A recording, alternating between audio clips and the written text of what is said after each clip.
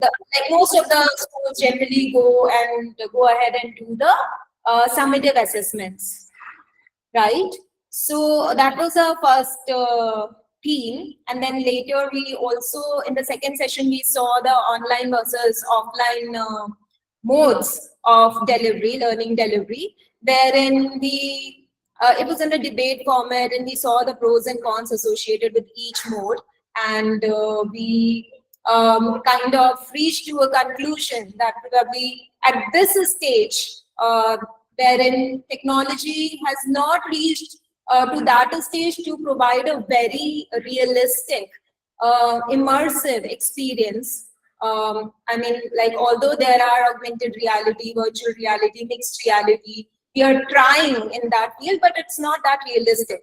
So giving the experience of an actual classroom learning is still very expensive and beyond the realistic realms of implementing on ground as far as learning delivery is concerned. But yes, when it comes to assessments, there has been a lot of advancement in the field of artificial intelligence, neural networks, which kind of makes personalized assessments very effective. And because of that very reason, the trade-off between the offline and online, we saw that online assessments are way more effective, way more cheaper, and way more easier to implement, saves up to 70% of the time of a school and teacher and management. And that's kind of how we concluded. So with that quick recap, I think we'll start with today's session. We have a great panel here. We have Najma ma'am, who's a principal at Gitanjali School, Hyderabad. We have Sangeeta ma'am, GG leader of Delhi and HOD at Sanskriti School, again Delhi. We have Mayur directing we have Naman directing Mayur School at Jaipur. We have Neha ma'am, who's pedagogy expert at Army School, Delhi, and she recently also did a very nice session with CBSE. She keeps doing those kind of sessions, and in a very short span, I think I really developed a lot of fondness for her. And we have Amy ma'am from Fountainhead School, Surat, our middle year program expert. And we have a special guest speaker, Asha ma'am, who is deputy principal at Ikra School, Bangalore. So Asha ma'am and me here are joining from the same place. So yes, now that we have about 72 people, I think we are good to go ahead. We've already done a quick recap of the 2 sessions so far. So it's straight away jump to the assessment goals. So we have seen that what is the significance of asking questions, and we have seen that, okay, what are different modes and what are the pros and cons of that. And now this specific session is to kind of give an overall idea of what all goes into creating an effective assessment. So before we dive deeper into how to drive an effective assessment, let's just take a step back and then let's understand what are the goals of an assessment. Why do we even do assessments in first place? So for that, I would like to invite Asha ma'am and share her perspective on this. Over to you, Asha ma'am. Thank you, Shweta. Thank you so much. Good evening, everyone. I hope I'm quite audible to all. Okay, thank you. Thank you so much. It's a great opportunity that Shweta has given all of us to, get together on this wonderful platform where we get to share each other's, ideas and, um take away a lot from these sessions. So great. Thank you so much, Shweta. Okay, when we are speaking about assessment goals, although there are n number of goals, if you see, because as an educator, I would definitely say assessment is not only for the students, which is actually, this assessment is actually of a teacher. This is what I personally feel, because a facilitator takes takes a lot of care when they are preparing their lesson plans, and then they walk into the class, and then they deliver their lessons, and then how will they gauge how much of learning has happened in the classroom? So there are various tools and equipments to do that. But whose assessment is it? Is it the child's assessment, or is it the faculty's assessment? Of course it is the teachers, the faculty's assessment, right? So anyways, the broad four areas or categories that we can see these goals to be categorized into are to measure the students learning, if I may say, basically majorly measuring the students learning. And then you have informed instructions, that again is the teacher's part, the teacher plays. So I'll quickly take all these one by one. So the third goal here that we see is to motivate students, yeah. And then the final goal is accountability again, accountability again of the teacher, of the student, and of course of the parent as well, you know because we can't remove, it's a triad, right? So if the student is on the top, of course we have the teacher and the parent together supporting, scaffolding the child. Yeah, that's how it works. So let me quickly brief you all about what I think about um, the first goal that's been mentioned here, that is to measure student learning. So how do you do this? There are n number of ways that you do this, right? So it need not necessarily be one form of assessment. That is a very traditional form where you make you prepare a question paper, give it to the child, and expect the child to be writing that. It could be any form. See, for me, assessment is every single second. That calls for continuous assessment, right? I mean, any international schooling system, of course, now you see um, the CBSE or the state board also have adapted to these, international methodologies that are being offered, right?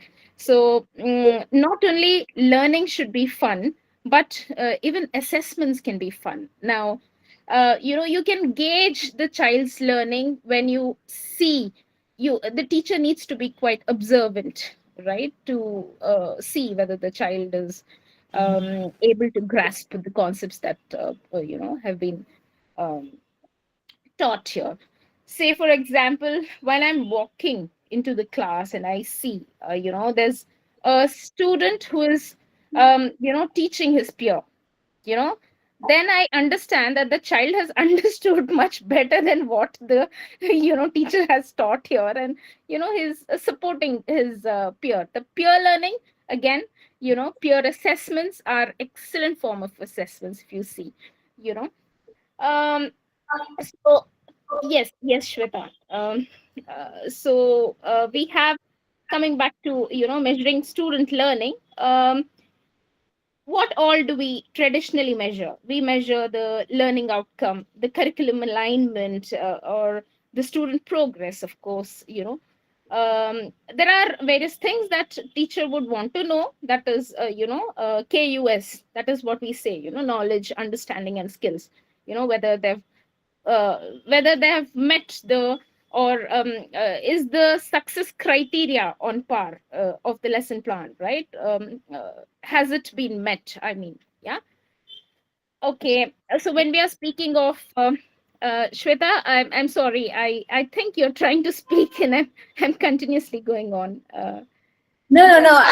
I'm just acknowledging what you're saying. And like one thing that is struck me, and I'm hearing you, is that but that it's an assessment for teachers as well, and how you brought in the stakeholders like parents, and it's not just for the student. I think most of the institutions just focus on measuring the student learning, and there also they only hold the student accountable. So the way you have, given this perspective that informing the instruction is also one very important goal. Motivating the students, I think not many people think, because assessments these days, the way they are implemented, they actually demotivate the students. So it's working opposite way, like, in the way that it should be actually operating. So no one actually thinks, okay, let's do assessment so we can motivate the students. So that perspective is not there. So I think that's a very fresh perspective, and it is indeed an important, should be an important goal of assessments. And yeah, accountability is something that you kind of already covered. So, Yeah. So, uh, yes, just to quickly add on to the initial part when I was speaking about the teacher being assessed by probably the stakeholders there. Uh, See, the teacher will be more alert, and the teacher will ensure that she's not force feeding the child. Neither is she going to be preparing the papers in such a way that is really difficult. Of course, there are various ways. Again, it could be like the teachers will end up making the child memorize revision, multiple revisions, and then they'll ensure that the children are performing really well. Do what may, but they should perform really well. That again could be the idea. But see, a good teacher, when you're speaking of, she will just care for what actually the learning outcome is, and how has she succeeded in bringing this into the class, or how much has the student learned with whatever the teacher has taught. Yeah, so just wanted to tell you about that. Yeah. add something, raising hand. Yes, ma'am. So, just on the point of motivating students, I think that's the most difficult goal to sort of accomplish. Because if you, in any school, could be in US, could be in UAE, could be in India, if you gave children the option of not taking the test, if they actually find it motivating, they will still opt in to take the test. But we know we can't take that chance also. If we were to put that question to students that this exam is optional, you could do this, or you could go to the playground, where all of them will be, right, on the swings. So I think in the future workshops, whenever, if we can focus a bit more on the how we can attain this objective, because the others, in my personal opinion, we still have a good handle on how to attain those targets. But motivating students by way of assessments is something which is very, very challenging, and I think in most places we're still unsuccessful. Very true. Not in future workshop. Maybe we'll touch upon a few aspects of motivating the students in this very workshop itself. That'll be great. Yeah. I'd just like to take this Tell me. Shweta, if you'd allow me. Yes, thank you so much for bringing this perspective here. So motivating the students could be in the create level. If the assessments, if you are all, if you look at the Bloom's taxonomy, and the topmost at the topmost level is the create, right? So if the assessments are designed in a way where you're reaching that level, that create level, the child will feel really excited to see that the child is able to create something beautiful. So that itself will give motivation to the child, right? There would be two aspects. There would be two aspects of it. One, we have to remove the fear. Today, students fear examinations because there is the angle of comparison. When they go home, the parents will scold कि neighbor को तो इतने marks आया, तुम्हें इतने क्यों नहीं आए? So first of all, that fear has to be taken away. And then the second aspect is to, give them that kind of excitement. We all know that the Maslow's hierarchy of needs. Everyone inherently has this need of self-actualization, want to do something, want to feel good about it. So we can capitalize on that inherent need of human being, and then they do something, they'll obviously feel good about it. And that's how we can probably motivate the students. So yeah, thank you, Asha ma'am. Very beautifully put. 4 primary goals of assessment. Yes, we need to measure the student learning, which most of us, kind of know. But 3 other important goals, which mostly get neglected, that is to inform instruction, motivate the students, and then the accountability. of the teachers and other stakeholders. So with that, let's move to second phase of today's presentation. Hello. Yeah, hello. Yes, I want to just tell one point, just want to add about the first motion, about the assessment. Hello. Yes, Vinny, maybe Yeah. you can add this time, but I would request all the attendees to have hold it till the end, because today we want to kind of manage the time also. We generally tend to overshoot the time. So anyway, Okay. you go ahead, Vinny, for this one time, and for others we will, keep it at the end. Okay. Yeah.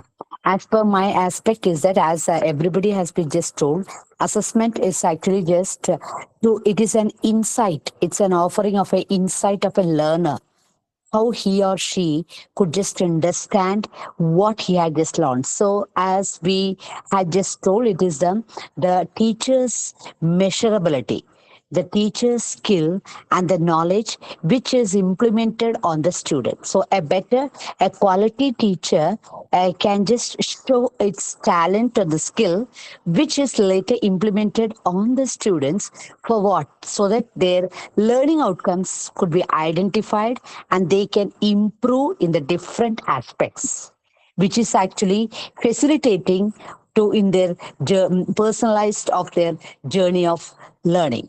So that I would just mean of the different sets or the different forms of the assessment. All right. That's all. Thank you. Thank you. Very valid point, Nidhi. Right. So now that we have established what are the goals of assessment, we look at implementation. So implementation, some part of it that is, initially you define the learning objectives, you frame the questions, all that we have already discussed in the previous workshops. For those who are attending for the first time, there are recordings on the YouTube and there are handouts as well. So maybe towards the end, I'll share how to get those handouts. Today, we will be discussing the mid segment of the implementation, wherein you have already designed the goals, you have already framed your questions. Now, how do you go about assessing? So the rubrics becomes very crucial part of this whole thing. And here I would like to invite Najma ma'am to throw some light on what are assessment rubrics and what is the significance? Like, why should we even think about setting up a rubrics rather than just going into evaluating?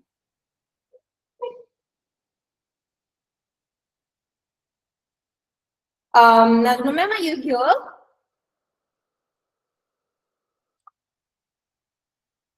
I think maybe there is some technical glitch. I can't see her. So I'll probably take up the start. So I had this discussion with the ma'am earlier, and I'll speak on her behalf and share her perspective. Assessment rubrics, just to kind of put a definition to it, it's just a tool that we use to interpret the students' work or performance, or whatever the student has generated as a part of that assessment. And why it is important? Because we need to have a clear set of expectations that what out of this academic curricula, like basically communication of the learning objectives, because your rubrics are aligned to the learning objectives. So if you have a clear set of rubrics, then you are defining the objectives very clearly, communicating it. Secondly, it eliminates any biases that might creep in because of favoritism, or because of, many times it so happens ki you got up on the right side of the bed and you're very happy, and then you are evaluating, giving away the marks to all the students. And then one day you have some really bad day, you have some fight, and then you take it out on the answer sheet. This is also wrong. So it's because as humans, it's very difficult, because we are emotional, and human behavior is the most irrational behavior, and it's difficult to be consistent. But in assessment, that consistency is very much needed, because we are actually playing with we are actually dealing with the emotions of a student, right? Because it's like that the student is going to take a verdict on, okay, all these years I've been doing something and this is where I stand now. So it has to be objective, it has to be accurate. And that's what Rubric allows us to, it helps us in making it more consistent and objective. Detailed feedback, yes. If the more detailed you make your rubric, the more detailed your feedback would be. I think when we dive deeper into how we define the rubric, I think Neha ma'am will be able to map it.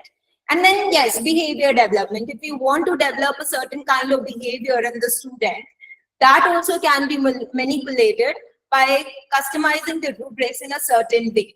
So there are a lot of things that you can do by designing a, proper, well-defined rubric. And for that, I would like to invite Neha ma'am on how to go about designing a effective rubric for an assessment. Thank you, Shweta. I hope I'm audible enough. Yes, yes. Yeah. Yes. Good evening, all the teachers. And thank you, Shweta, for giving us that, impetus.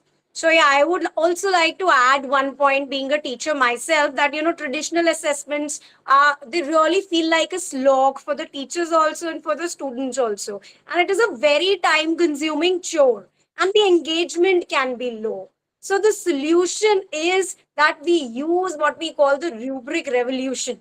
So it has really revolutionized the way assessments are done, because in our age, when we were students, it wasn't there. So as teachers, when I have this rubric as a tool, what it does for me is it helps me transform my assessment into very clear, fair, and an engaging experience. Why engaging? See, first of all, it is beneficial as a teacher to me because it helps me clearly map out what am I going to test. That is the first thing. So the questions that I frame and the way I'm going to assess, they are based on the rubric, which are based on the learning objectives and the learning outcomes which are expected. Now, from the student side, it is the best thing that the teachers could ever do. So, when we started discussing assessment, there was a very specific question that Sir asked, that what about the motivation? So, rubrics are a pretty good tool for that. Why? Because rubrics are like a roadmap. So they rule out and they tell the students also that these are the 10 criteria, these are the 5 criteria, and this is how you can go about getting the maximum grades. So now assessment does not become something for the teacher only, but it becomes something where the student can prove that, see, I have done it like this. So sometimes, like I think ma'am was also mentioning initially, that sometimes students know much more than what they present in the exams. That is a very a critical thing that happens, in which demotivates the students. Students are not scared of taking the exam. They are scared कि हमें आता था but हम कर नहीं पाए. So rubrics tell them कि what will be assessed. What are those specific points? So that is what they do for the teacher as well as the student. So I hope, sir, this will help you start working on that motivation point. But yes, we will definitely work on that topic also, because it's really an important topic. So moving on, I would like to mention these 3 key elements that we have whenever we use the rubrics for assessment. So first we have the set of criteria, then there is a level of performance, and then there are indicators. So let's start with the criteria. So see, criteria, they're very specific aspect of the work which as a teacher I want to assess. So the criteria that I select for a specific assignment, they need to be very, very clear, concise, and they should directly relate to the learning objective. So, say, let's take an example of, say, essay writing. It's a very open-ended thing I'm taking. So, I'm taking a difficult example, a little qualitative. So, suppose we take something like an essay also. So, this rubric might include how well the thesis statement has been created and what is the supporting evidence, what is the clarity of writing. So, this is how the criteria is selected specifically to the text that we are using, the context, maybe the way we are assessing, Since we discussed assessment can be done in multiple ways, so rubric are very, very attuned and in tune with the kind of assessment we plan. So that is the first, the criteria, the parameters. Second comes the level of performance, the range of different levels. This describes the different gradation of quality. So qualitative gradation for each of the criteria. So there are several point scales that we can use, and one of the most common is to use the 4-point scale. It could be like exceeds expectations, meets expectations, or approaches expectations, and does not meet right now. So this is a very common example of a level of performance. And here the number of levels can vary. The vocab that we are using, the terminology that we are using, that can vary. There's a lot of flexibility that we can work with when we define the levels of performance. The last and very crucial part of designing rubric are the indicators. They are the descriptors that specify the performance against each level. So suppose we say the child exceeds expectations. But what does it mean? Because exceed expectation is a very subjective term. How does the child know what are the expectations? So the criteria sets the tone for the expectations, and then the level of performance is the assessment, the actual quantitative measurement. And the indicators specify the detailed description that explain what each level of performance looks like. What does it look like when somebody exceeds expectation? What all can the child do? So this is what makes the rubric truly useful. It gives students a clear understanding of what is expected, to earn that particular grade. Okay, so let's quickly look at some examples which I would say across the different subjects and across the different ways of assessment that we choose, these are those which usually are necessary. So starting with, say, accuracy. So this is the foundation of all assessment.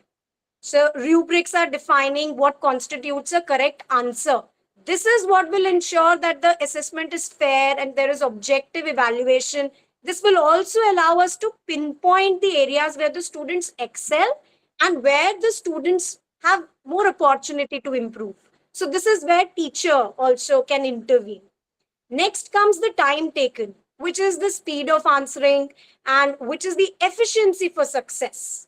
Time defines the efficiency, and this is very crucial.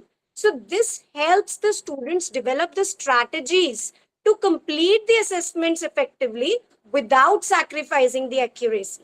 So this is where we are motivating the child to work and learn while doing the assessment and for taking that assessment. So there is learning to take the assessment also when we are using the rubrics.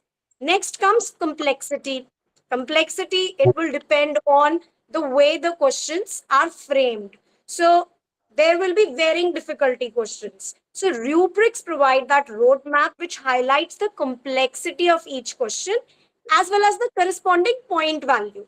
That my child is able to do these three things, and these two, there is a scope for improvement. So this is where the complexity part helps us differentiate our students also. And then maybe remedial, which we will discuss in our future sessions, the remedial part can come in too. Next, very important one is consistency.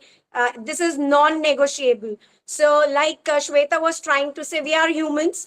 Though all the teachers here would vouch for the fact that no matter what happens, when we teach, when we talk to the kids, when we assess, we are a different person. So it's like a switch on and a switch off for us. But still, we are humans. And this rubric allows us to keep our consistency intact. So they demonstrate the steady progress. So the rubrics emphasize the value of consistent effort like this. So students understand that, I am going to be graded on the way I've been consistently answering the problems or handling the problems. So that is also a skill that we are teaching them through the use of rubrics.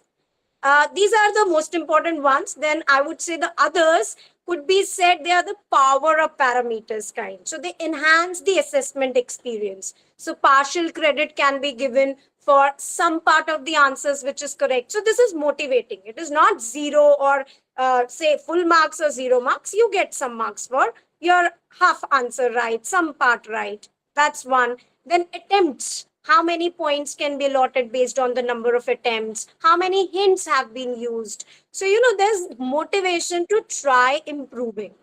So, what we will quickly do as an activity is I suggest all of you take, say, a quiz. So, let's design some rubrics for a quiz and try to also give us the level of indicator and mention the 3 key elements that we had seen. Shweta, can we show the 3 key elements again? So, the activity, yeah. Sure. So let's do a quick task. You can use the chat. You can send us, type it in, or if you want to write and click a picture, whatever suits. So the plan is to write down a few criteria. Let's start with say 3. It can be 3, it can be 5, it can be more depending on the complexity of the assessment that you have chosen. So let's start with a quiz. So maybe 3 criteria and the range of the different levels along with each one of them and some descriptor. Let's see. I will also give it an attempt. So, Oh, great. for a quiz, I think I'll pick accuracy, which is the fundamental of it. Definitely. And, maybe for the levels, I'll go with simple, high, medium, and Shweta, you are becoming the cheat sheet. okay, I'll just quietly do it, and I'll let all of you type in. Yes, we have got answers in the chat. I would also request you as an exercise that once you write down that first criteria, also try to mention Lata ma'am. Muted her. Okay, thank you. Yeah, so like Shweta gave us the first one, which is it is the foundation. So accuracy. So once we choose this criteria, we should also be able to mention that what is the level that we are expecting. So like I gave you that 4-point scale, you can select some other point scale if that suits. Yes, we have got criteria, wonderful criteria teachers have written. Great. Accuracy, the content clarity. Let's try and put the range also. Yeah, time. Accuracy, speed. Yes, we are all on a consensus today. That's so great. Content presentation, demonstration, creativity. Wow. I would really like to see how we bring in creativity with the quiz. We try to plan very say quiz which is not there's not a lot of fun in our quizzes, but the aim that we are trying to achieve through this session will be that we bring in that fun element also. Yes, we are all very sure of the time and the accuracy part and the clarity and relevance to concept. Okay, promptness, yeah, that is speed. Correct, wonderful answers. Shweta, can we also, what we did as a team, let us show them. We also tried to do it, but we were given a lot of time. Shweta gave us 1 hour to do it. I'm asking you to do it in 2 minutes. So So this is what we tried to work it out. Yeah, Shweta, please take it up. yeah, I think it is pretty much self-explanatory. Like Neha ma'am told, these are the criteria which we already saw in that example criteria sheet. And then these can be some of the levels, 4-point level. The way Neha ma'am put it was like sounding better, encouraging, like exceeding expectation and met expectation. So 4 points for that. And then these are the kind of quantitative descriptors that define that, okay, what is poor, what do you mean by fair, what do you mean by good, and what do you mean by excellent. For all the criteria, we have one descriptor also. So it actually comes around in the form of a grid format. So this is a very simple rubric for something as simple as online quiz, not something very complicated or open-ended assignment or essay writing example which Neha ma'am took. For that, the criteria would be more unconventional, more different criteria. So I think I'll quickly add a point to this open-ended thing which you said. yeah. Since this was the first time we were working with rubrics in a session with all of you, so we took a very simple example again, like Sir said, to motivate and not demotivate.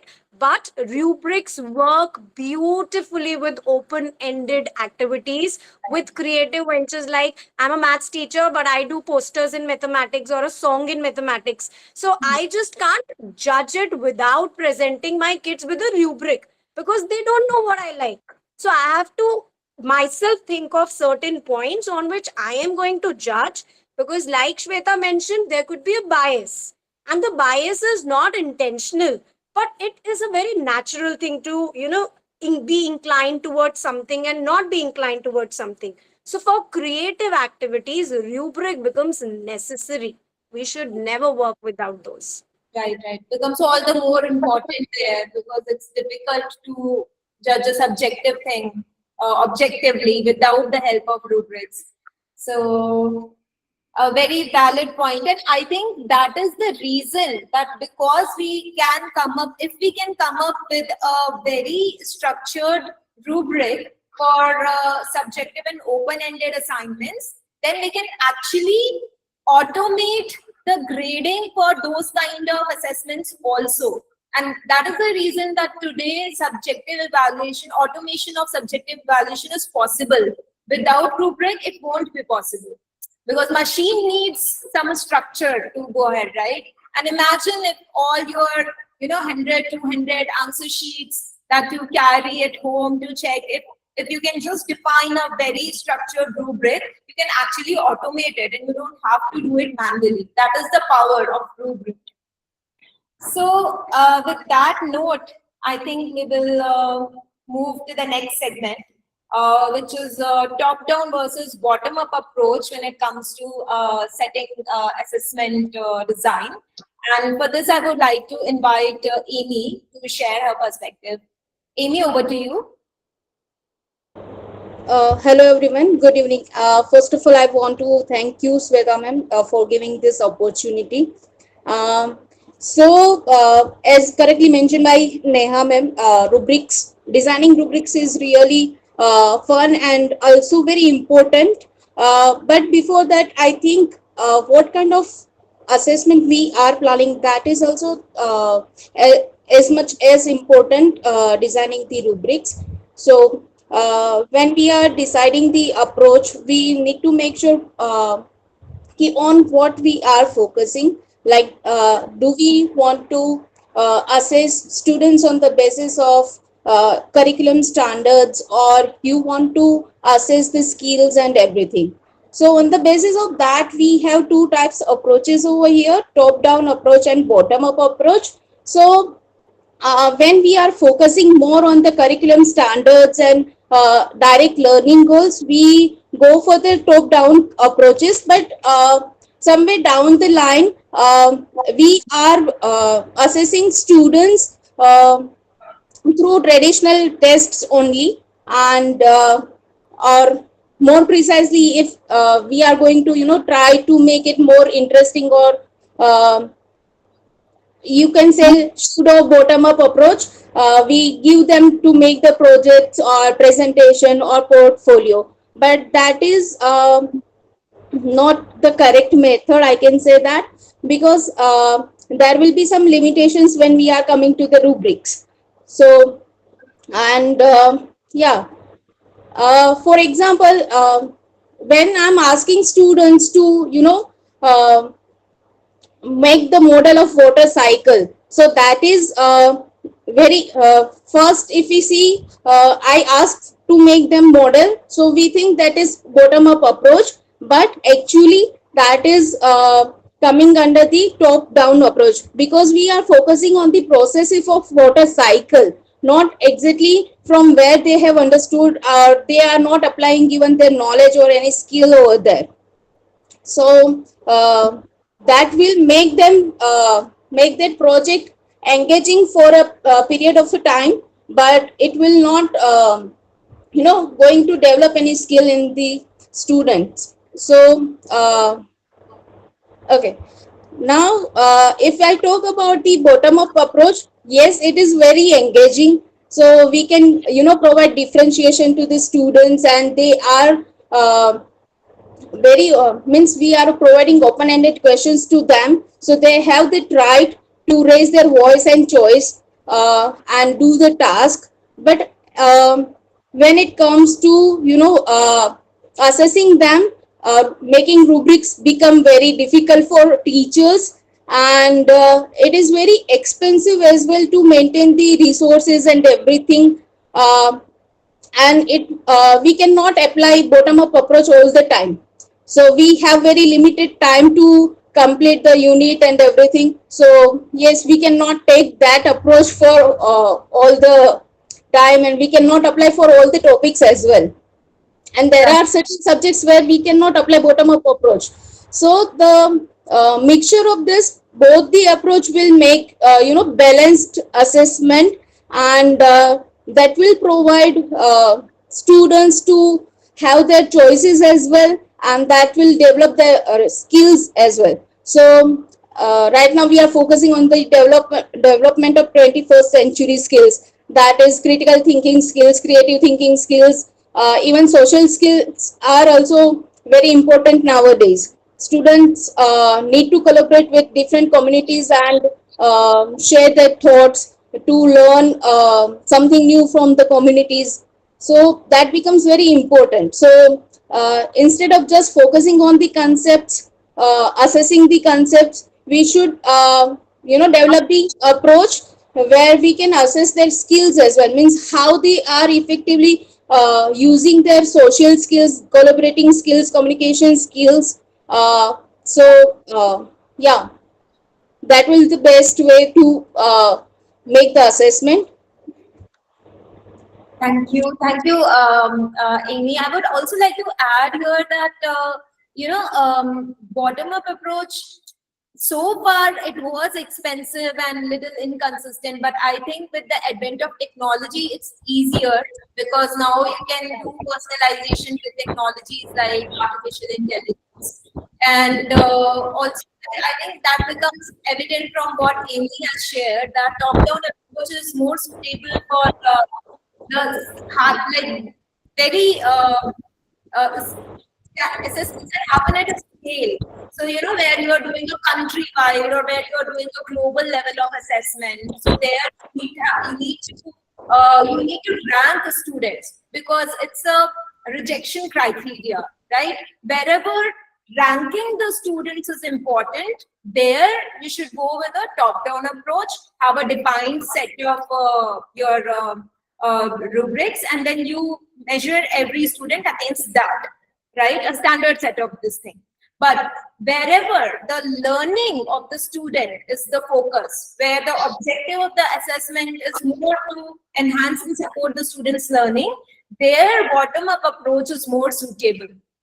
So I think very well explained, Amy. Thank you for the example that you gave. It made things very clear. We'll move to the next segment from here. Instant feedback. Now, I think this part is something that we as educators do not think much of because it was not really very much possible with the conventional assessment methods. But now that with technology it's possible, let's have Sangeeta ma'am to throw some light on that. What is the significance of this? Does this make any difference in the learning journey of a student? So over to you, Sangeeta ma'am. Thank you, Shweta. And again, thanks for hosting this session, bringing such valid discussions to the forum. And everyone is, learning, and we are all, happy to be in this journey with you. Again, as you just said, that feedback, was something which was not the priority because of a simple reason. Very, very simple reason as well. If I have 30 students in my class or 40 students in my class and I have given them an exam, even if it's a small class test, I need time as a teacher to correct those papers and then, put the feedback down or return it to them so that the students know where they stand. And therefore, there was always a delay. The delay was, again, I do have some colleagues who are so super efficient that they would correct certain specific exams, especially the unit test papers, overnight and make children excited to get them on the next day. But then there are people like me who take their own sweet time, and so by the time the students get their papers back, even that becomes like an old news for them. They've thought about it and then moved on, and then the learning somewhere or other has not really been that effective. But in the current times, as we look at it, in that fast-paced world where every information is readily accessible, instant gratification is the norm. Incorporating immediate feedback is absolutely imperative in our classrooms. So again, what does before we talk about the methods, what does this immediate feedback provides the students? It would be to think about that unique opportunity to receive that constructive criticism, a well timed constructive criticism, which would make necessary adjustment, deepen their understanding of the subject in that real time as they do it. This definitely will enhance student engagement. And the thought that was coming up in the earlier part of the discussion, the motivation, that also will happen. If I know I'm on the right track, I am motivated. If I'm not going in the right direction and somebody corrects me, I learn from it and I am motivated to keep on going in my journey. So definitely immediate feedback does that as well. And again, there are multifaceted advantages to instant feedback. One, of course, it would allow the student to identify what are their areas of misunderstanding. This is definitely crucial in subjects because I'm a maths teacher, so that always is going to come up. But not only in maths but even in science. Why in maths and science particularly? Because the prior knowledge is absolutely essential. We kind of layer up on what the children have learned 2 days back, and that continues. So if something has gone wrong, then that misconception will continue. But if it has been identified, then it can be corrected. So that is definitely very, very important. But at the same time, I don't want to say that immediate feedback is only helpful to students who get it wrong. To get the answer right, then also a feedback is needed. Again, it is important because it just will motivate the student. They would get an affirmation that yes, they are doing it right. But it will also, how you give the feedback. As we talk about the methods, we will talk about how you or I would do it. Maybe you can suggest an alternative method. So one of the ways that I use Google Forms in my classroom would be to add the solution to the, if not all questions, but certain difficult questions where I know that the children might have guessed in an MCQ situation. So even if with the guessing, if they've got it right, I will not only leave it at well done. I would also say, okay, I'm happy who got it right, but this was a solution which I thought of. Did you follow this? If not, suggest what would be your thought. So there would be an alternative way for them to know what that solution is. A solution could be in terms of the text, it could be in terms of a video, or even, any other document that is being given to them. So not only a student who gets it wrong, but the student who gets it right also deserves that kind of an instant feedback, which kind of keeps them motivated to go along. Right. So that is something very, very important. So giving the students a chance to grow and also promote that growth mindset, instant feedback makes a difference.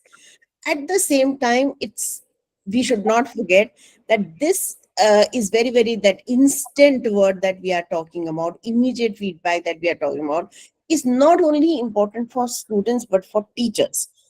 So instead of at the end of the unit, if I get to know that, one particular very important concept has not been learned by the majority, what if a small formative test is given, which is analyzed automatically, as again you mentioned, technology is there now to help us, and I get the feedback that this is the concept which is not clear.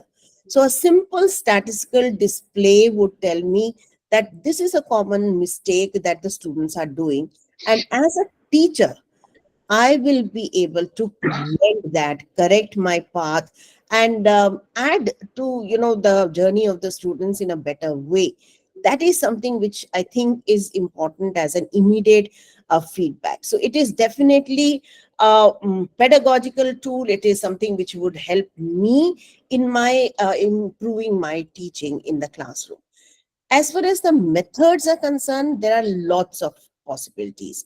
You can have automated grading with use of technology in different ways. Simplest would be to have a Google form, but now you have endless such opportunities. We would be talking about gamification soon, so interactive quizzes is another way where they are kept motivated and they keep challenging each other or trying to raise among themselves or with themselves. At the same time, there are studies which support this instant feedback. So, as you see in this particular slide, lots of studies have been quoted which shows the impact of immediate feedback. And these studies reinforce the fact that it's not, oh, I've been always doing it like this. This studies, starts from 1991, and over the last many, many years it's been done and understood, but they were there, but we were not possibly following them simply for the logical reason of not being able to do that immediately, for because again it's a manual correction that you are doing. At the same time, immediate feedback now is possible, and I'm sure even in your classroom, with or without technology, you've been finding a way, because you know the importance of that. So please use the chat. Let us know what was your strategy or what is your current strategy to give that instant feedback to the students, so that your students stay motivated, they keep growing, and you're looking at a possible ways of doing that. As you write down few points, let's revisit some of the best practices, and what kind of component those best practices must have for getting that or giving that feedback. One, it need to be specific. Just saying well done or do it better next time, that is not an feedback that would help children. So give a detailed feedback. Detailed could be for a particular type of error. It could be a particular concept that need to be revisited. It could be in terms of maybe the spellings of a particular type or nature. It could be a specific concept that you have included in your test, and you know that the child is getting that wrong. It could be something which has to be specific, and of course constructive. We are talking about prompt and pertinent feedback, so definitely that has to be there. It has to be relevant and timely. It also has to be a balanced feedback. So do spend time in thinking about what the child did right, so highlighting that, and then what is the scope for improvement. That both would keep this child in the right track and would give them that motivation to move on and to keep learning. It need to be positive and encouraging. Of course, we want them to get that message with a good mindset. And most important is, what should they do if they have realized that something has gone wrong? You've said that this particular concept needs attention, but what should they do? So those steps for improvement need to be mentioned again. It could be, and this is where I love, using simple thing like Google Forms, because I'm able to add the resource to that particular question, which I think most of my children are going to get wrong. So there's a video, which I could be my own video created. It could be a solution where I've written in detail for that particular question that the feedback has been added in. But they have a clear steps of improvement as to what they must do again. There could also be, another quiz that they might want to take. So revise this topic and then take this another quiz. So you may add another link or another assign another task to them. Explain correct answers, key concepts, and reasoning. Yes, of course. Sometime, because everything looks good, everybody has got 10 on 10. We do not feel like, elaborating, but give 5 stars to the students and team. We have given the feedback. But that again is a place where we can spend a little more time in explaining what is right about it. So this is just one screenshot of how the immediate feedback can be put together in one page, of course, using technology here, and a tool which gives everything. It gives you a very constructive feedback. There is an encouraging remark, there's relevance in it, there's a very specific feedback that has been added in. And again, that actionable step. What should you do next? Could we take another quiz? But I would may just personally add in a sentence and say, first revisit this particular concept, revise rather than just taking another assessment. Because taking the assessment or quizzes always is not the answer. The concept may need clarity. So just revisit this or watch this recording or read this particular paragraph or a paper and then attempt another quiz that might just help them. So I hope you have, I have not followed the chat, but I'm going to look at the chat now and then see what are your ideas. So take another moment if Shweta agrees there is time, where we would like to see what are the strategies that you are following in your classroom to give the instant feedback, right? Thank you, Shweta. Over to you. Thank you. Thank you so much, Sangeeta ma'am. So I think it's a very, basic thing. Even if we think from first principle, right? No brainer that when we are actually thinking about something, when I'm putting my brain into it and I have high cognitive load, and at that time, when I get to know that, okay, I'm right or am I wrong? So my brain is stimulated, and that information I will remember and retain for like really long, versus I am thinking about it today, but I get to know, about it maybe a few hours later or a day or two later, then I have lost the context. So even if I get feedback, when I get a delayed feedback, my brain is not that receptive to it, and therefore the absorption is low. So that is the power of instant feedback. And as ma'am told, there are a lot of researches and studies, not recent, but from like very 1990s, that support this fact that it can boost the performance by up to 30%.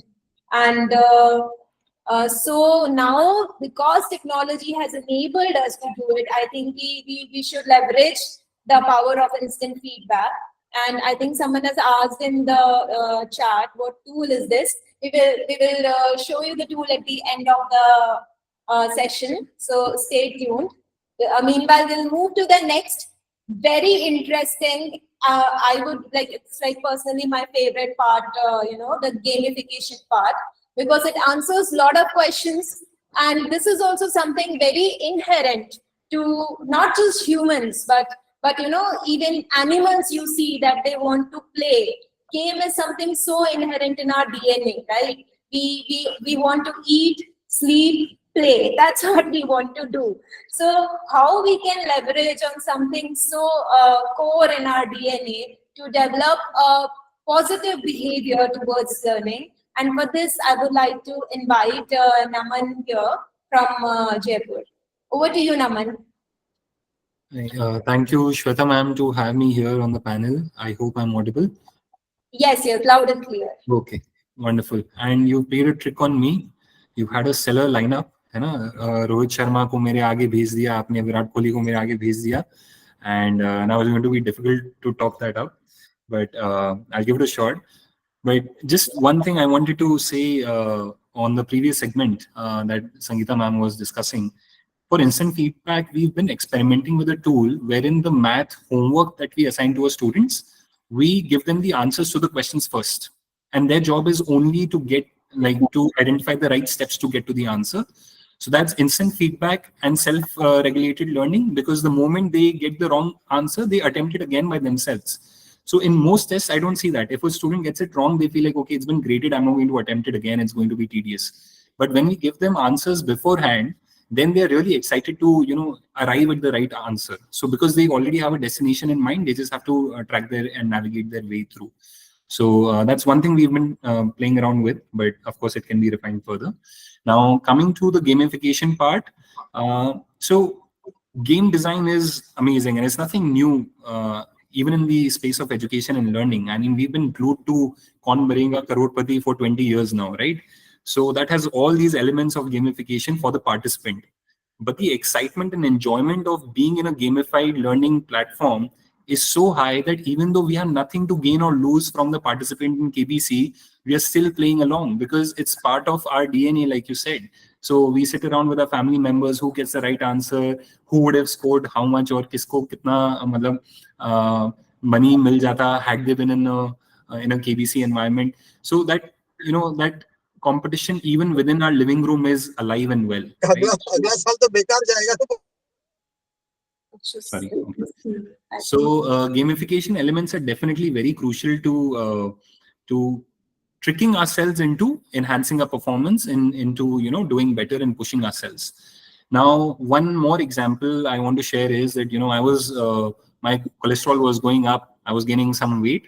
So what my wife did was she got me this fitness tracker. But all the wives, we have 4 brothers, all the wives gifted their husbands a fitness tracker. और उसमें common app में there was this competition wherein who has more steps, who's burned more calories in a day was displayed, and हम चारों भाइयों का नाम उसमें leaderboard में आता था. And daily you should see, okay, भैया hiking trail पे चले गए, and today evening at 9 p.m. I'm jogging even though it's slightly raining. So gamification is not just for kids, it's working all around us, and people in technology sectors are using it extensively into getting us to engage more with the content. Even if you look at Zomato, you have like a streak of 10 orders, your 11th order is free, right? So, and we are buying into that whole design. So definitely the points we have here, the rewards for performance, the recognition by way of certificates, badges. I've been seeing the chat. There are a few people who are really concerned about the certificate from the last session. So, this is again, sort of a gamified model. You attend this session, you get a reward, you get a badge in the form of a certificate. So it becomes very crucial for us to, sort of chase it till we achieve it. And that brings me to my next point, that gamification can be very exciting, but like I said, it's also tricking ourselves into pursuing things and it shifts the motivation from an intrinsic pattern to an extrinsic thing. So no more are our children, doing things because they enjoy doing those things, or they enjoy the path of learning, or they enjoy what they're studying. They're simply doing this because they want to be rank 1. And that is a major concern. I like to play the devil's advocate once in a while, so I'll do that today also. I'm sure, since most of the teaching fraternity is female and you guys are, superhumans. Females, they're taking care of families, they're cooking, they're doing 100 other things. Now tell me, if you live in a joint family and you have 2-3 people in the family who are cooking different meals, and you were put on a leaderboard by your mother-in-law, how nice would that feel, right? It wouldn't. You'll always feel judged. You'll feel like you're inadequate if you're lower in that category, even though you're doing your best to sort of give nutrition to your dear and loved ones. But somewhere it takes away that intrinsic motivation of doing it for the love of doing it, right? So that also brings me to this one very important point of competition. So when we talk about sports or games in general, those are mostly zero-sum games, right? For you to lose, for you to win, you have to beat me. I have to lose. And with these Olympiads and all of these things becoming very important and crucial in a school's repertoire, education is also shifted to become somewhat like a zero-sum game, wherein the rank 1 is the winner and everybody else is the loser.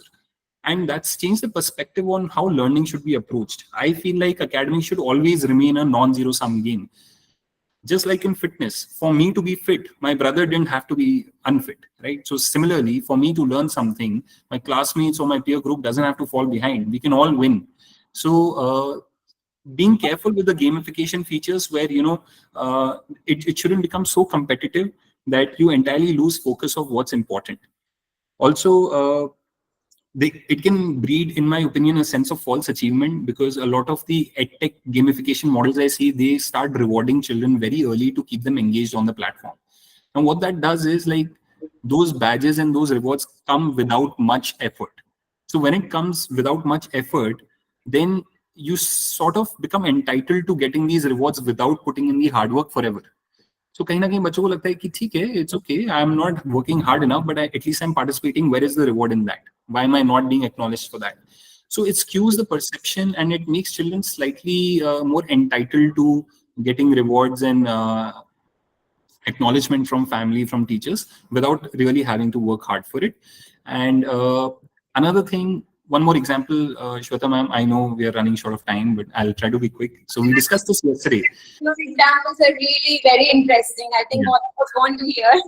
So just one more example, like if you look at Picasso's painting, we discussed this example yesterday also. When he was younger, he was following the great masters of the what's that era called? Renaissance period, right? So Picasso was also imitating the great masters, and his paintings were beautiful, the conventional, classical, beautiful paintings. But that's not what we know Picasso's paintings for. They're distorted, they're skewed. It's a whole different perspective to what art can be in terms of expression. So I feel like, had Picasso been put on a leaderboard, had Picasso received badges for good art, he would have never truly recognized his inner skill of representing things in a skewed manner, right? So sometimes gamification can discourage people who don't want to indulge in competition, who are simply intrinsically motivated, who are doing it simply for the love of doing it. So gamification has to be measured. I don't think it should be mandated across the board. It works great for certain students who are competitive in nature, but it can be highly discouraging for students who are not. Now, STEM competitions and all, if you only allow students to participate in a STEM creativity contest, if they got a rank in an Olympiad, they're not going to be very keen on participating, because they want to build things. They don't want to be measured against others' success. So somewhere I feel like gamification has to be a very well-balanced thing. And whatever Neo AI is doing in their assessment design, I've discussed with Shweta ma'am also, there is some proof that they've sort of struck that balance pretty well. But whenever you're introducing any digital technology into your classrooms or into your homeworks or assessments, please be mindful of how what is the extent of the gamified model. Because in measured quantities, it can be encouraging, it can be great, but it has its own risks, like most other things. So I would actually leave it to the judgment of the individual teachers and the principals to figure it out. Don't just do it because everybody's doing it. I've seen it with Olympiads. Every school is participating in these stupid Olympiads, and these Olympiads are not at a fair level for that student's age. But क्या होता है, वो gamification में आपके school की भी rank आती है, you're scoring lower, so you end up buying books, you start doing tuitions for those Olympiads. Your deboarding program has now become an Olympiad training program. So it can breed this sense of inferiority, of inadequacy, and also lead to a lot of frustration, because sometimes somebody with access to resources to practice and train themselves will of course be ahead of you, and you may not have the same access to resources. So you have to keep in mind the kind of audience you have, students who come from different backgrounds, who may not have a laptop at home, and they're simply, they want to engage, but they're not able to because everything is suddenly digital. So these are things to keep in mind whenever you bring in gamification elements. But let's see how Neo is finding that balance. And some of those things I couldn't agree with more. So if we can have the next slide, Shweta ma'am. Sure. Thank you. I think this Olympiad example, a lot of teachers are also resonating very strongly with that. And I think like after a certain point, gamification starts with the note of encouraging the students, motivating the students. But at some point, there is that, flipping point where it starts playing on the fear, and then again the FOMO starts. So from that point, it starts taking negative vibe, and the teachers and students and everyone is frustrated. I think that is something that we should avoid. So we'll just quickly look at some of the bad gamification examples, like where only the top performers are highlighted. There is, like Naman sir very well said, that too much dependence on badges and points, and you're just giving it away without the student actually putting in much effort. Then if the difficulty level is not as per the student's level, like Olympiads is like very difficult, not to the student's level. So when the level is not personalized, right, it's not customized to the student's level, then it's useless. And then there are a few more things here, like inconsistent or unfair rewards. You're not giving meaningful feedback. You're just giving the gems and coins, and you're not giving the actual feedback that the student needs. You've made the whole thing very complicated. A student doesn't understand what he is getting rewarded for, what not.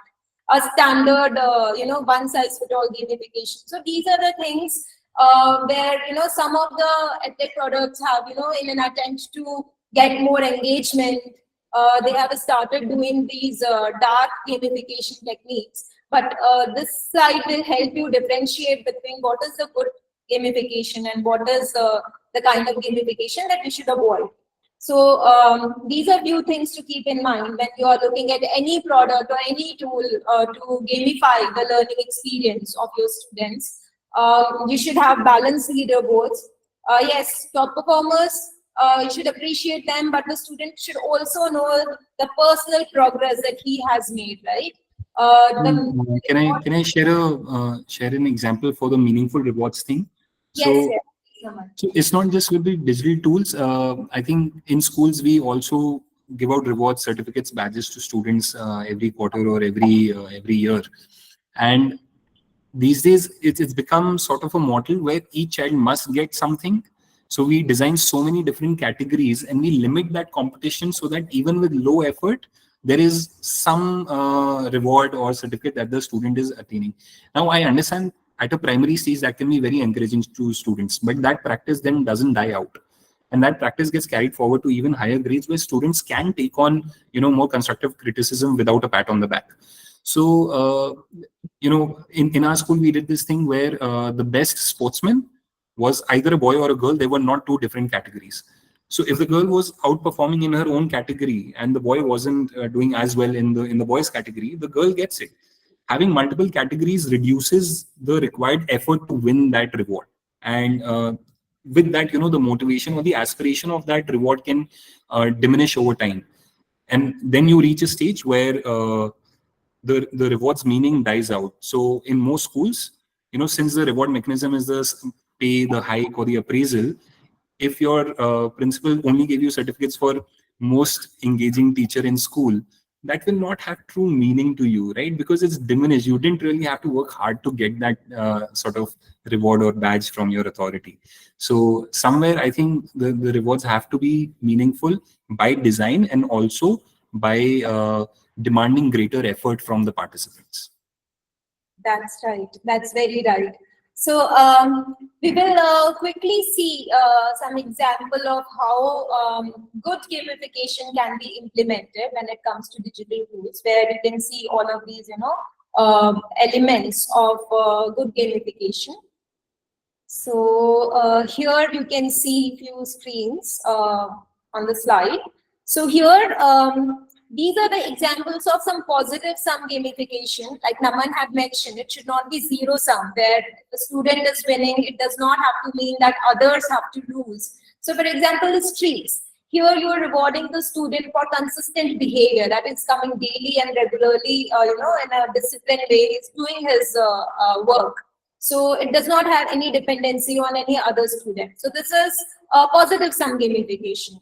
Then goals. You give your students daily goals, and if they are achieving that, then you incentivize them for completing their goals. Again, a positive sum. Then you show them the progress. So if they are making progress, if their chart is like kind of increasing day on day, week on week, you incentivize them for that. Again, no comparison in all these elements here. Then personalized quest. So because the level should be as the level of the student. So you need to make sure that whatever challenges, quests, quizzes they are getting, it should be of their level. They should not be competing with the topper of your class, right? So personalization is very, very important. Then here we see the example of a balanced leaderboard, so which is showing some top performers, but the student also sees that where he is there and how much progress he has made throughout. And then you also need to give a very detailed learning centric insights. So here you can see that the student is getting the benefits in terms of what he will actually gain, what kind of skills he will actually gain if he does that a specific assignment. And that is to kind of spark the intrinsic motivation of the student to learn without associating it with any gems or points or rewards. So these are few examples of good gamification. And I think with that, I will quickly conclude our, the 3 sessions that we have done so far in the Monsoon Marathon series, wherein we have compared the online, offline, and the initial 4 goals that were defined by Asha ma'am on measuring the student learning, inform instruction, motivate the students, and accountability. So how offline and online modes of assessment align with these primary 4 goals of assessment. So in this slide, you can clearly see, and we have actually discussed it in the whole session, that online mode aligns much better when it comes to the goals of an assessment. While offline is still more preferable for the delivery of actual learning, the classroom interactions, but we can very, it's a one-sided win of online when it comes to assessment. So with this, I think I'll quickly introduce what we are doing at NEO, which is basically an assessment platform, and it is personalized. It generates question as per the student's interests. There are actually 50 plus parameters which are taken into consideration: students' IQ, aptitude, interests, competency across various subjects, his foundation skills. So all those are taken into account. A persona of the student is made, and then there is a LLM model which is specifically trained on a certain curriculum, and in alignment with that curriculum, it then generates so we are making sure that the learning objectives are in place. So learning objectives are in place because the LLM is trained on that specific model. Personalization is taken care of with the personalization engine. And then the personalized worksheets or assessments or quizzes or assignments are generated for the student. And all of this is driven by the teacher. Teacher should be the driver of all of this because students, when it comes to higher grades, like, when they are in competitive, they become very serious, then they can still probably make, good calls for themselves. But for the middle year students, especially 6, 7, 8, 9, 10, I think they are still not in that phase where they are taking life very seriously, and teachers should be the one guiding them. And that is why teacher is the one who's, triggering this whole cycle. These are few benefits because you don't have to kind of do the personalization on their own. So you get the access of all the AI models, the best AI models that are there in the market today. You get detailed reports and you get to inform your classroom instruction from those reports that you get from these formative by driving these formative assessments. I will quickly show a demo by logging in with my phone.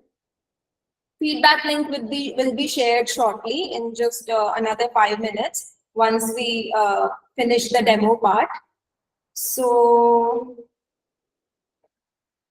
it's a mobile app. It does not require any heavy, computer software or any heavy device. Even if you have a very simple, basic smartphone, 5,000, 6,000, that works like a charm for this specific app. It's called Neo Assistant. It's there on Play Store. I have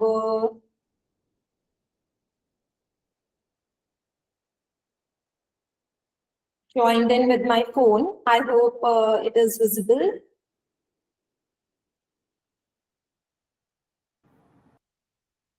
Ma'am, it's not visible yet.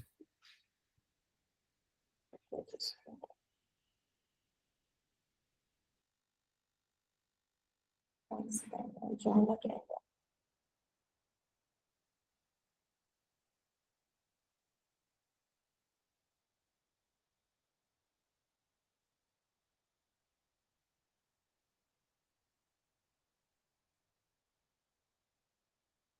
I will maybe stop sharing this. That's why it's not.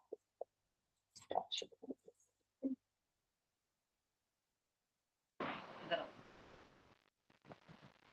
Stop presenting. And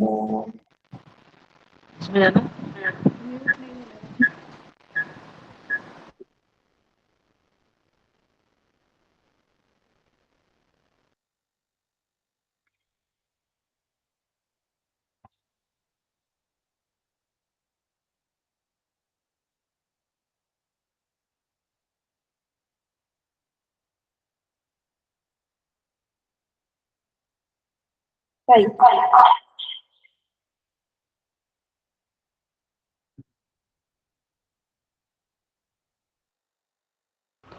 So I hope I'm audible now and my screen is also visible. Just give me a thumbs up if you are good to see a quick demo. Yeah, okay, all right. So you go to your Play Store and you see this new assistant here. If you open this, this is your home page from where you can drive these formative assessments. You can send one formative assessment in just less than 30 seconds. In just you just have to do 3 tabs. We understand the teachers don't have time and we don't want to overburden them with more technology things. Just create a worksheet, choose a class, and suppose you want to give a worksheet. So all the chapters aligned with your curriculum would already be populated here. You can choose any chapter or learning objective, and then you can choose what kind of assessment you want to share, whether preparatory or formative or summative. You can also choose the sub-concepts or subtopics that you want to assess. Maybe from this chapter I want to do only 3 subtopics as of now. You can choose what kind of questions you want to give, MCQ, ARQs or case-based questions, and then you can review it. You can, if everything looks good, then you can share the worksheet and that's it. It's done. So a personalized set of questions go to all of your students and then you can view the data or the analytics of these worksheets here right on your home page. So all your active worksheets would be listed here. If you tap on it, you will see a detailed report of how your students are performing, what are the weak concepts, so that next day when you walk into the class, you know where you have to spend little more time, right? So this is how it is. And where your students will see all of this, we saw that instant feedback wala screen, we saw that gamification wala screen. So they see all of this in the student tab. This is their interface. So here, whatever activities or worksheets that you assign, it will come here in the assigned worksheets. They can open anything, any quiz from here. They'll see an expiry date. So this one has already expired. I think it's been a while since I assigned all of this. So let me take this one, how it will look. I think it's been a while since I assigned all of these. So, but you get like how the interface is like. So with this, I think just a second. Any questions here so far? So, Shweta, if I just read out something from the chat, they're talking about, can this be shared in Google Classroom, the quiz created? Yeah, sure. So I think I'll just go back here. So when you create the worksheet, we'll just do another quick one. Go to formative, you select few concepts, and then you review the worksheet. When you click on when you tap on share worksheet, here you will get a shareable link. You can share this on any channel of your choice. You can share it on WhatsApp, you can share it on your Google Classroom, you can copy this link and you can share it anywhere. Okay, so another question has come for worksheet. Can they be converted as a PDF format? Not in this, not right now, but that is something that we have, that feature we have put in pipeline. So it will, I think there are certain schools who are like asking that they want to still do it in offline method, but they want this tool to generate good quality questions. So to cater to that set of audience, we will bring that feature of downloading it into a PDF. Right. And is it possible for Hindi subject is another popular question being asked. Yes, it is very much possible for Hindi subject. And for 10th class, we have done Hindi also. For other classes, we are yet to come with Hindi. Great. All So right. So I please think note they that can explore the app now and figure it out. Few other details there. yeah, sure. So I'll just stop the demo. Yeah.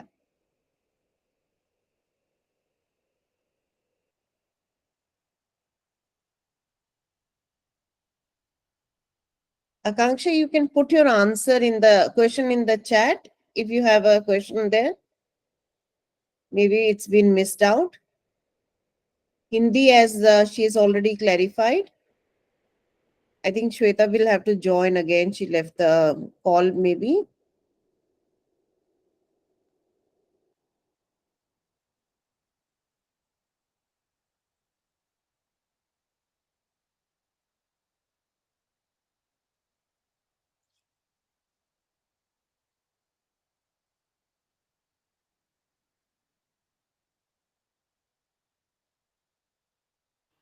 You need to unmute yourself, Shweta. Okay, thank you, Asha ma'am. So yes, let's move to the last part of today's session. I want to share something with all the participants, and that is in continuation with what we discussed in the last part. You know, the like how we can gamify this whole thing for you all, for the teachers here. So yes, we have rewards for you all, but we don't want to make it, to be earned without much effort. So these are appreciation certificates. This like it will have the Microsoft backing. So Neo has a backing of Microsoft, authorized Neo Microsoft back certificates for teachers who will actually implement these formative assessments, who will actually see and try for themselves that what kind of improvement they are noticing in their classroom by implementing instant feedback, by implementing gamification. So there are 3 levels of certifications for that. One is your certificate of outreach champion. So this is for the teachers who kind of try this formative assessment practice with maximum number of students. So how wide you can go in this, right? Then there is the certificate of dedicated nurturer. This is for the teachers. This will measure you on how consistently you are driving the formative assessments, because the whole essence of formative is you need to do it regularly, consistently. You do once and then you drop, and then you do it after 2 weeks, then it doesn't make much sense. So how consistently and frequently you are giving away your formative worksheets, it's a metric for that. So how much you are traversing in depth, it's for that. And then the last one, dedicated nurture, sorry, this one is actually the overall thing. The title is wrong here, but it will measure on how wide you have gone and how much in depth you have traversed. So there are 3 levels of certification, and it will be based on how actively you are driving the formative assessment activities with how many students. And how you can do it, I have already showed you. You can just go to that new assistant trial app, which is there on Play Store. It won't be there for very long. It's just for, you know, a short while, so you can try out things. And if you feel, and if you're actually driving all these things consistently, then we will have some you know, discount coupons, and we will have some offers for the consistent users. For others, we will take it off. So with that, I think I will now share the feedback form in the chat. Sure, copy, and here you all go. This is the feedback form.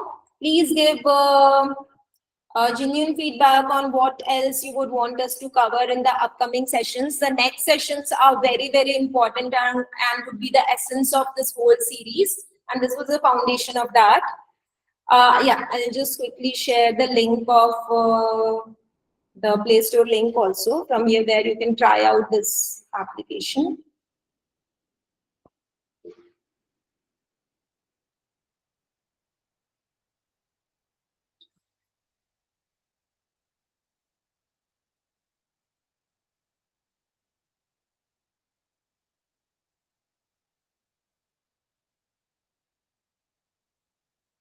So if you are there in the Neo AI's educator circle, then in the description, the link is already there.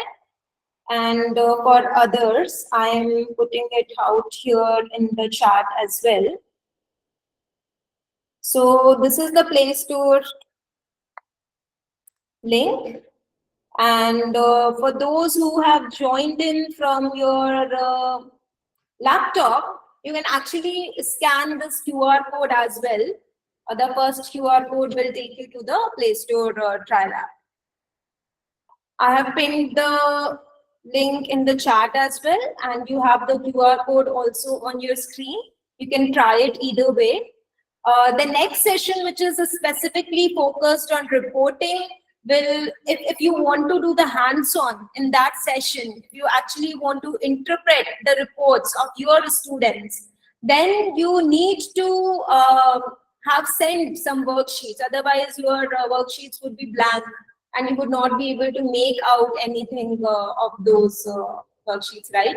So make a point that in another 1 week, you at least send some 10-20 worksheets to minimum of 10-20 students to have a rich data that we can sit together and do hands-on in our reporting session. So you can draw some meaningful insights about your students, right? Thank you, Sangeeta ma'am, and thank you very much the whole panel for taking out your precious time on Saturday evening. I think all of us are also waiting to watch the final of the World Cup, and I am also waiting. I think immediately after the session, I'll just go and see who wins the toss. And with that, have a great evening, everyone. Thank you again. We'll meet next week again with our session on reporting. And in that session, we are going to do a hands-on. So make sure you send out some worksheets to your students and you have a good amount of data to make sense out of it. And you can also join, if you're not in the educator circle, you can scan the second QR code and you can join the group. If you have any queries, you can reach out to me directly via that group. So my phone number would be there as a group's admin. So you can get it from there.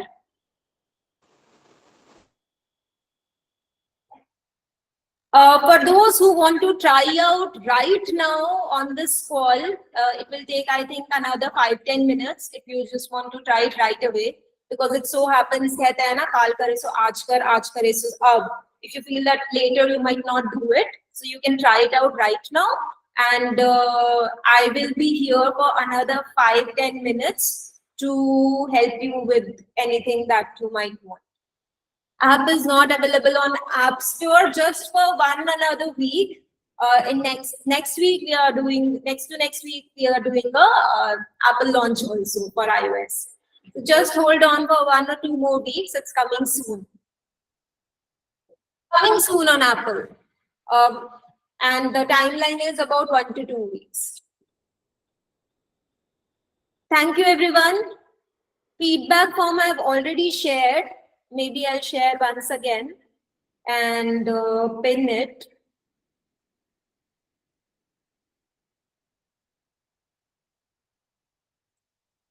Share the feedback form again in the chat. And yes, with that, I'll also stop recording. Shweta, can I